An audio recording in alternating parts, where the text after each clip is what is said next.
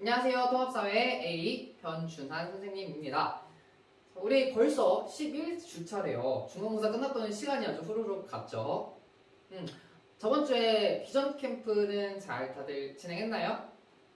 선생님 개인적으로 어떤 꿈이나 인생의 방향성을 설정하는 게 되게 중요하다라고 생각하는 사람으로서 여러분들이 그 캠프를 통해서 뭔가 여러분들만의 인생의 방향성이 설정됐으면 좋겠다라는 희망 또는 소망을 가지고 있습니다.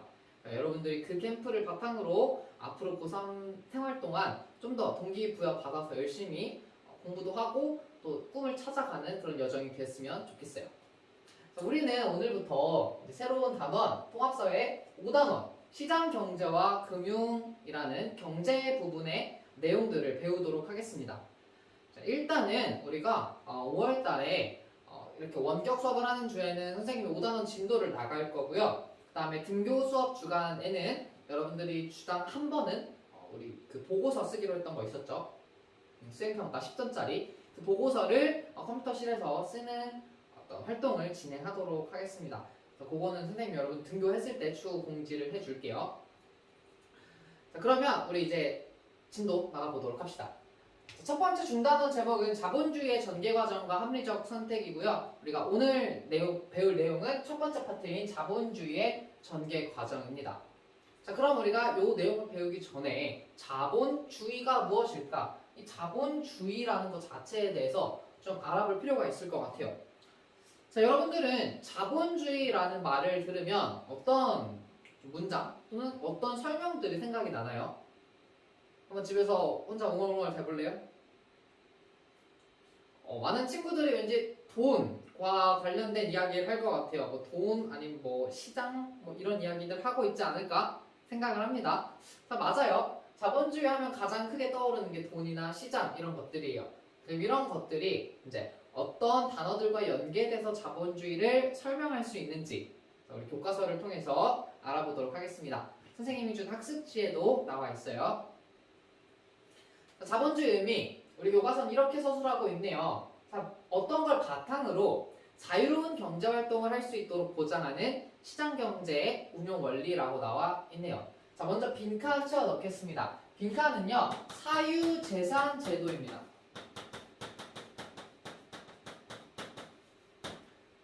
자, 사유재산 제도. 무슨 뜻이냐면, 자, 사는 개인이에요. 개인이 소유할 수 있습니다. 무엇을? 재산을. 자, 개인이 자신의 재산을 소유할 수 있는, 즉 가질 수 있는 제도를 사유재산 제도라고 이야기해요. 이게 뭔 소리야? 너무 당연한 거 아니야? 라고 생각할 수 있지만, 자, 우리가 자본주의의 반대말을 뭐라 그러냐면 사회주의라고 이야기해요.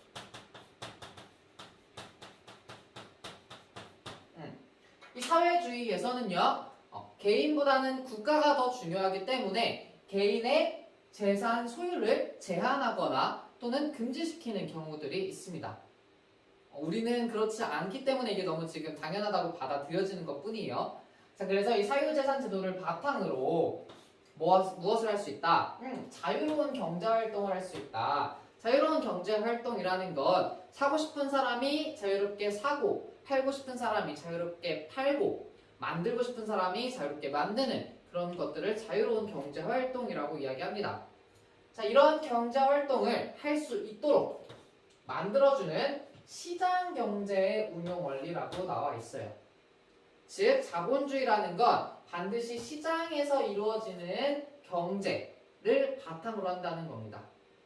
자, 다시 정의하겠습니다. 자본주의는 사유재산 제도, 즉 개인이 자신의 재산을 소유할 수 있는 제도를 바탕으로 자유롭게 경제활동을 할 수 있도록 보장해주는 시장경제 운용 원리다 라고 정리하면 되겠네요.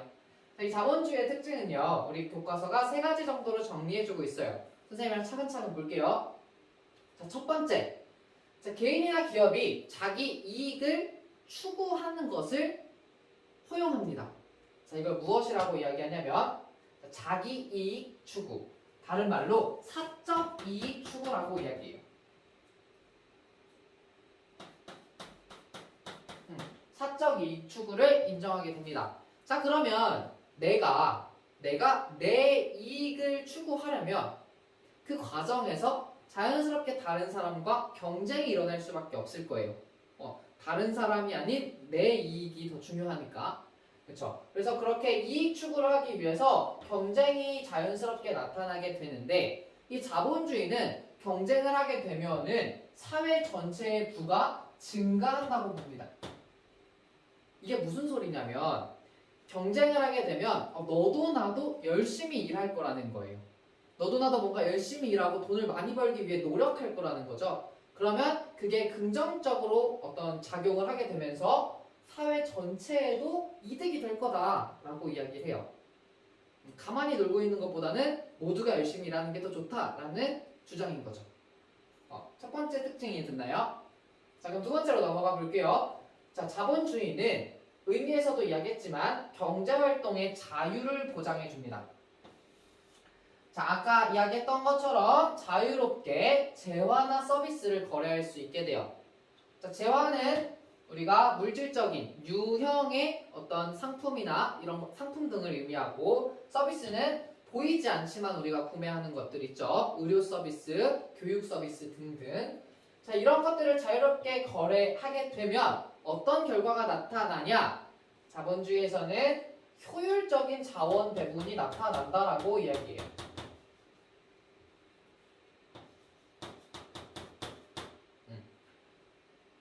자, 이게 무슨 뜻이냐? 자원이 있는데 효율적으로 배분된다. 자, 다시 자유롭게 재화나 서비스가 거래가 되면 자원이 만족감을 더 크게 느끼는 사람에게 간다라는 뜻이에요. 다시 문장만 다시 자유롭게 재화나 서비스를 거래하게 되면 그 재화나 서비스 등의 자원이 그걸로부터 더 큰 만족감을 느끼는 사람한테 간다라는 의미예요. 자, 예를 들어 볼게요. 이 분필. 자, 이 분필을 여러분들은 100원 주고 사라고 해도 안 사겠죠? 안 살 것 같아. 이거 드르륵 하려고 살려나? 100원 정도면 사겠지만 여러분들이 이거 1000원 주고 살까? 안 사겠죠? 근데 선생님은 수업을 하는 사람이기 때문에 이 수업하는 사람의 입장에서 선생님 이거 1000원까지도 주고 살 수 있을 것 같아요. 자, 그러면 우리가 자유롭게 재화 서비스 거래하게 되면 당연히 판매자는 1000원에 사고 싶어하는 선생님한테 팔겠죠. 선생님한테 팔고 선생님이 구매를 하게 되니까 이 분필이라는 자원이 더 큰 만족감을 느끼는 선생님한테 오게 되는 거예요. 나는 이 분필로부터 수업을 하기 때문에 이 분필로부터 느끼는 만족감이 여러분들보다 더 큰 거죠. 자, 이해됐어요? 그런 의미에서 우리가 효율적 자원 배분이란 말을 씁니다. 자, 마지막 파트 가볼게요. 마지막 특징. 자, 어떤 거에 따라 상품 거래가 이루어지냐? 중요한 개념이에요. 자, 시장 가격에 따라서 상품 거래가 이루어집니다. 자, 시장 가격이라는 건 시장에서 형성된 가격이라는 거예요. 자, 아까 이야기했지만 자본주의의 전제 조건은 시장 경제입니다. 시장에서 판매자와 구매자가 만나서 이렇게 만나서 거래를 하다 보면 자연스럽게 가격이 형성이 돼요. 그럼 이제 우리가 그 가격을 가지고 이후 거래가 이루어지는 것을 자본주의라고 이야기합니다. 근데 이제 반대로 국가에서 이렇게 가격을 형성하는 경우도 있어요. 근데 자본주의에서는 국가가 가격을 형성하는 게 아니라 시장이 가격을 형성한다. 이렇게 이해하시면 됩니다. 이렇게 해서 우리가 자본주의의 의미와 특징 알아보았습니다. 이해됐나요? 네.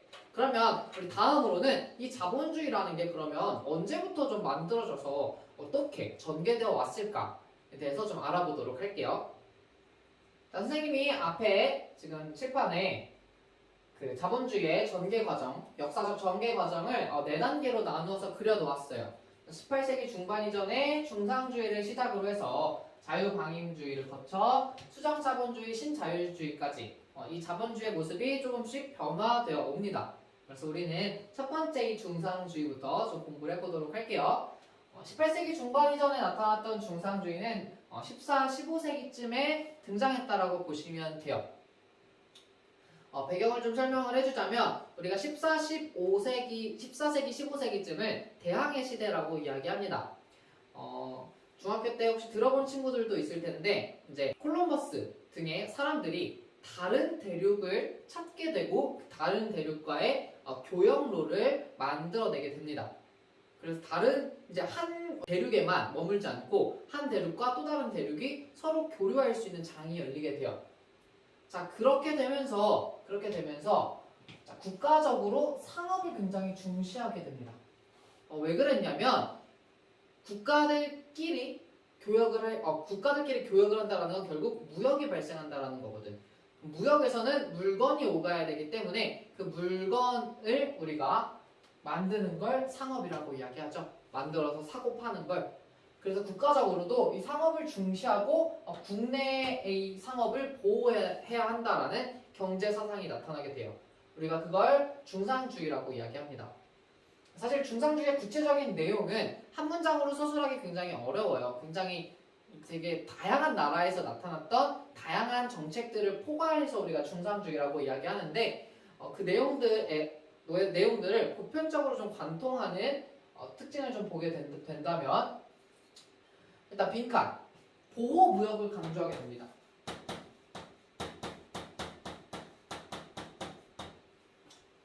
자, 앞서 이야기했듯이 다른 나라와 다른 어떤 대륙에 있는 나라들과 교역을 하게 되면서, 즉 무역을 하게 되면서 우리나라에게 유리한 방법이 무엇일까라는 걸 각 국가들이 고민하게 돼요. 그러면서 우리나라 물건은 많이 갖다 팔고 다른 나라 물건은 적게 가져오는 게 우리나라한테 유리하겠다라는 생각을 하게 됩니다. 그래서 수출, 우리나라에서 만든 물건은 최대한 밖에다 많이 팔려고 하고요. 다른 나라 물건은 우리나라로 들여오는 수입은 최대한 억제하려고 합니다. 그래서 우리가 이거를 보호무역이라고 이야기해요. 보호무역. 자유롭게 무역이 이루어지는 게 아니라 우리나라에게 유리하게 어떤 무역이 이루어질 수 있도록 하는 것들이죠. 자, 그럼 왜 그랬을까? 왜 보호무역을 했을까? 왜 이게 유리하다고 생각했을까를 따져봤을 때 이렇게 하면은 금, 은을 확보할 수 있게 돼요. 물건을 많이 갖다 팔게 되면 다른 나라에서는 그 물건을 사기 위해서 금이나 은을 지불해야 될 거란 말이에요. 그러면 국가의 금은이 많아지게 되고 이 금은이 많아지게 되면서 자연스럽게 국가의 부도 증가할 것이다 라고 봅니다. 중상주의의 핵심은 보호무역을 통해 이 금은을 가지고 국가를 부유하게 만든다라는 거예요. 이해됐나요? 자, 그럼 두 번째로 자유방임주의로 넘어가 볼게요. 자유방임주의는 18세기 중반에 나타나게 되는데 이 중상주의 기조를 가지고 쭉 운영돼 오던 국가들이 있었는데 이제 영국에서 갑자기 산업혁명이라는 게 발생을 하게 돼요. 자, 그래서 이제 산업혁명 이후에 그러니까 산업혁명 먼저 넣어볼게요. 자, 산업혁명 이후에 상품 생산 능력이 급격히 증가하게 되죠. 기존에는 손으로 만들던 것들을 이제 기계가 대량으로 만들어낼 수 있다 보니까 자연스럽게 상품 생산 능력이 증가하게 돼요. 이에 따라서 뭔가 이제 정부가 이런 국가가 나서서 무역을 약간 규제하고 보호무역으로 가는 것이 옳은 것인가에 대해서 의문을 제기합니다. 자, 그러면서 아주 유명한 학자 누구냐? 애덤 스미스라는 학자가 바로 이 중상주의를 비판하면서 자유방임주의를 주장하게 돼요. 자, 그럼 이 자유방임주의는 어떤 의미를 가지고 있냐? 애덤 스미스가 주장했던 자유방임주의는 개인의 자유로운 경제활동, 아까 이야기했던 경제활동을 최대한 보장해주려는 경제사상을 이야기합니다. 즉, 사람들이 자유롭게 물건을 사고 팔 수 있도록 해주라는 거예요. 자, 그러려면 국가가 개입을 해야 돼요, 말아야 돼요? 자, 자유롭게 개인들이 경제활동을 하고 싶으면 국가가 개입을 하지 않는 게 좋겠죠. 자, 예를 들어서 여러분들이 쉬는 시간에 막 떠들고 장난치다가 갑자기 담임 선생님이 들어와. 그러면 갑자기 조용해져. 그리고 목소리도 갑자기 바뀌어. 하이톤이 갑자기 로우톤으로 바뀌어. 그죠? 마찬가지예요. 자, 이렇게 개인이 자유롭게 경제활동을 하고 있는데 정부가 딱 들어와. 그러면 이 개인들이 긴장하겠죠. 그리고 평소보다 자유롭지 못하게 활동을 하겠죠. 그러니까 이 애덤 스미스는 좀 자유롭게 냅둬. 정부, 국가 간섭 좀 하지 마 라고 이야기합니다. 우리가 이래서 국가가 간섭을 최소화해야 한다라고 주장을 한다는 의미에서 이런 걸 소극적 국가관이라고 이야기해요. 자, 알아두세요. 소극적 국가관. 자, 이제 구체적으로 이 자유방임주의 내용을 보도록 하겠습니다. 자, 개인이 자유롭게 경제활동을 하게 되면요, 우리가 앞서서 자본주의 할 때 얘기한 것처럼 개인에게 실제로 필요한 물자가 증가하게 됩니다. 자, 아까 이야기했던 것처럼 요 물건들이 더 필요를 느끼는 사람, 더 만족감을 많이 느끼는 사람에게 간다고 이야기했죠. 그럼 사람들은 자기에게 만족을 주는 물건들을 계속해서 사고자 할 거고, 그에 따라 물건들도 자연스럽게 많이 생산이 되겠죠. 그러면 그런 물건들이 증가하게 되면서 자연스럽게 국가의 부가 증가한다라고 봅니다. 자, 그래서 우리가 사실은 이 자본주의의 핵심은 바로 이 자유방임주의예요. 중상주의는 우리가 상업을 중시했다라는 점에서 자본주의의 어떤 시초라고 보긴 하지만, 우리가 흔히 알고 있는 자본주의의 핵심 개념, 핵심 설명을 만들어낸 것은 바로 이 자유방임주의입니다. 중상주의와의 큰 차이점은 뭐냐? 자, 중상주의는 국가의 부가 뭐를 통해 증가한다고 봤어요? 금이나 은을 통해 증가한다고 봤죠. 근데 애덤 스미스는 그게 아니라, 금, 은이 아니라 사람들에게 실제로 필요한 물건이 증가해야 그제서야 국가의 부가 증가한다 라고 보는 거예요. 자, 이렇게 해서 자유방임주의에 대한 설명 마치겠습니다. 이해됐죠? 자, 세 번째로 수정자본주의 보도록 하겠습니다. 수정자본주의, 좀 말만 들어도 뭔가 자본주의가 좀 바뀌었다라는 의미 같죠? 자유방임주의에서 변형이 됐다라는 의미일 거예요. 자, 그럼 배경부터 좀 보도록 하겠습니다. 자, 이 자유방임주의가 18세기 중반부터 약 200년간 이어지는데요. 자본주의 내에서, 자유방임주의 내에서 어떤 문제들이 발생을 하냐? 자유롭게 거래가 이루어지다 보니까 노동력도 자유롭게 거래가 돼요. 그러니까 좀 가정의 경제력이 좀 열악했던 가정들에서는 아동들도 노동을 하게 해요. 기업에서도 싸니까 아동 노동을 그냥 써요. 그러면 이제 초등학생, 심하게는 유치원생 이런 애들이 막 열 몇 시간 동안 심지어 화장실 못 가게 했다는 그런 기사도 선생님 본 적이 있는 것 같아요. 햇빛도 못 보고 화장실도 못 가고 열 몇 시간 동안 막 일을 합니다. 우리 지난 시간에 배웠던 근로기준법, 우리나라 현재 근로기준법에 따르면 말도 안 되는 거죠. 그런 아동 노동력 착취가 발생을 하고요. 자, 그 다음에 산업혁명이 나타나게 되면 기본적으로 대부분의 국가에서 큰 도시들의 이런 공장 같은 걸 많이 만들게 됩니다. 자, 그럼 거기에 있는 일자리를 찾아서 사람들이 도시로 몰리게 돼요. 우리가 이걸 도시화라고 이야기합니다. 그러면 이 도시에 사람들이 몰렸는데, 도시는 공간이 한정돼 있고 만들 수 있는 어떤 자원들이 한정돼 있죠. 그러다 보니까 도시에 몰린 사람들 중에서 돈이 없는 사람들은 자연스럽게 어떤 주거 환경이라든지 생활 환경이 열악해집니다. 그러면서 도시 빈민, 우리 지금 극단적으로 보자면 노숙자 등의 도시 빈민들이 발생하게 돼요. 이러한 사회 문제가 계속해서 발생을 한 거죠. 뿐만 아니라 생산자 입장에서 좀 보게 되면은 자유롭게 거래가 이루어지다 보면은 그 거래 속에서 이익을 좀 더 많이 보는 사람이 생겨요. 그러면 그 이익을 계속해서 축적해서 거대한 기업을 만드는 사람이 생깁니다. 그렇게 계속해서 거대해진 기업이 무엇이 되냐면 독점 기업이 돼요. 그러면 이 소수의 독점 기업이 시장을 장악하게 됩니다. 자, 너무 커졌죠? 너무 커졌죠? 자, 그러니까 이 물건을 만드는 기업이 하나밖에 없어. 자, 그러면 어떤 문제가 발생이야? 이 기업이 가격을 마음대로 설정하는 거야. 자, 예를 들어 나는 수업을 반드시 해야 돼. 근데 분필을 만든 회사가 전 세계에 하나밖에 없네. 나보고 100만 원을 달래. 자, 그러면 선생님의 선택은 분필을 쓰지 않고 수업하는 방법을 연구하거나 이걸 살 수밖에 없겠죠. 이런 식으로 독점 기업이 등장하게 되면서 가격이 막 올라가고 사람들이 사고 싶어도 못 사는 현상들이 발생하게 됩니다.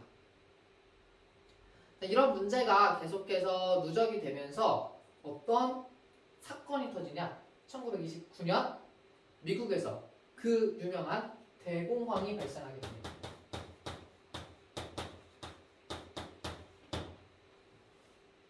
자, 대공황이 발생한 거는 이제 이런 문제들이 발생하게 되면서 사람들의 수요, 사람들이 물건을 살 수 있는 능력이 계속해서 감소하게 돼요. 자, 근데 기업에서는 이익을 취하고자 계속해서 물건을 만들어내는 거죠. 자, 그럼 물건은 계속해서 만들어지는데 이걸 가져갈 사람이 없어. 살 수 있는 사람이 없어. 자, 그럼 이 물건이 계속해서 쌓이겠죠? 그러다 가치를 잃어버리겠죠? 아무도 안 사는데 이게 무슨 의미가 있어? 자, 그러면서 이 물건의 가치가 확 떨어져요. 자, 물건의 가치가 확 떨어지면 이걸 판매하는 판매자 입장에서는 망하는 거죠. 내가 기존에 팔려고 했던 가격이 아닌 완전 거저로 주는 거잖아. 폐업 처분을 하게 되는 거예요. 자, 그러면 이제 기업이 망하고 기업에서 고용했던 노동자들도 잘리고 그럼 노동자들이 결국 다시 살 수 있는 능력을 잃어버리고 자, 이런 식의 문제가 발생했던 게 바로 대공황이에요. 자, 근데 대공황은 미국에서 발생을 했죠. 이 당시에 미국은 경제 중심지였습니다. 자, 그러니까 미국과 연결되어 있는 다른 국가들도 모두 타격을 입게 돼요. 자, 그래서 세계 경제 위기가 발생하게 됩니다. 자, 이러한 배경 속에서 누가 이번에는 케인즈라는 사람이 이 자유방임주의를 비판해요. 그러면서 이 수정자본주의라는 새로운 경제 사상을 이야기하게 됩니다. 자, 어떤 의미를 가지고 있냐? 자본주의 체제? 오케이. 자, 시장 경제가 효율적인 건 맞아. 그걸 버리지 말자. 근데 지금 자본주의만 그대로 가져갔더니 자유롭게만 냅뒀더니 너무 문제가 크다. 그러니까 이걸 좀 수정을 할 필요가 있을 것 같아. 고쳐야 될 필요가 있을 것 같아. 누가? 정부가 시장에 어느 정도는 좀 개입을 해서 이 문제를 해결하자라는 게 수정자본주의의 핵심 의미입니다. 자, 그래서 우리가 이 수정자본주의를 수정자본주의 내에서 이제 이루어지는 경제 체제를 혼합 경제 체제라고 이야기해요.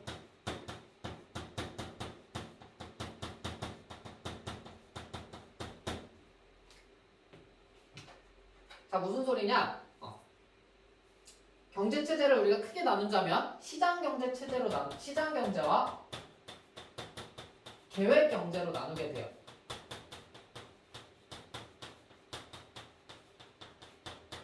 자, 아까 자본주의는 시장 경제를 전제로 한다고 했죠. 그 시장 경제를 가져온 게 자본주의 체제인 거고요. 그 다음에 계획 경제 같은 경우에는 정부가 어떤 경제를 모두 주관하게 됩니다. 경제를 컨트롤해요.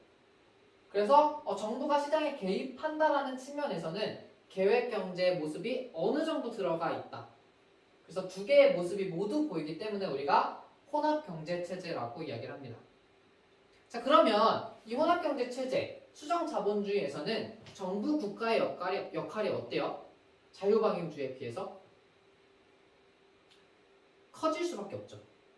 그죠? 아무것도 안 했던 소극적 국가 간의 자유방임주의 국가가 이제는 문제를 해결하기 위해서 개입을 해야 되니까 뭔가 역할이 더 많아진 거죠. 그래서 우리가 이 수정자본주의의 국가관을 적극적 국가관이라고 이야기합니다.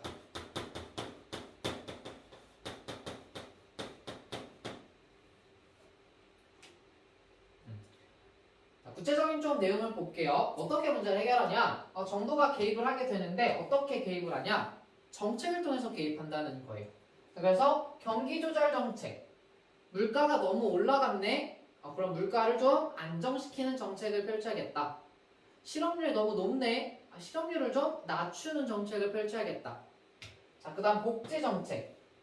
이런 아동 노동력, 그 다음에 도시빈민 이런 사람들 좀 인간답게 살 수 있게 좀 해주자 라는 측면에서 복지 정책들이 등장하게 돼요. 이걸 통해서 앞서 배경에 나왔던 다양한 문제들을 해결하고자 하는 것이 수장자본주의의 내용이라고 이해하시면 됩니다. 이해됐나요?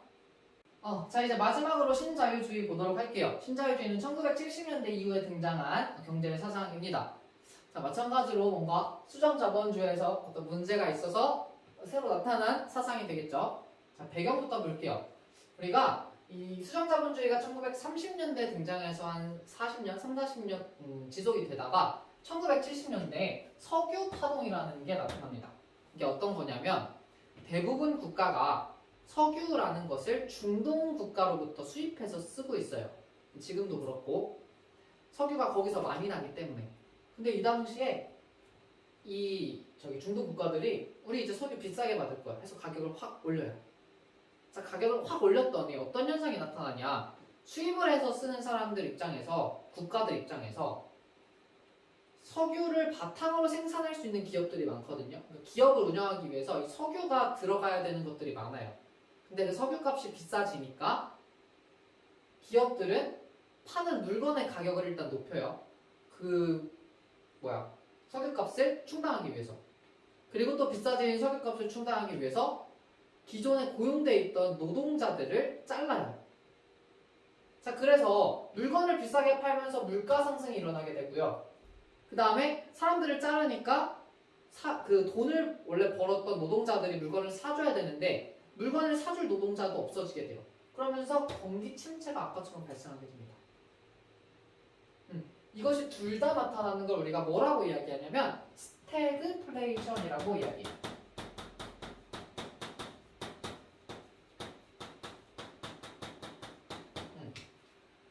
그래서 이 스태그플레이션이 발생을 하게 되면서 이제 각 정부가 또 경제 문제야. 정부가 이제 여러 가지 정책을 좀 펼쳐보자 해서 막 펼치는데 하나도 안 먹힙니다.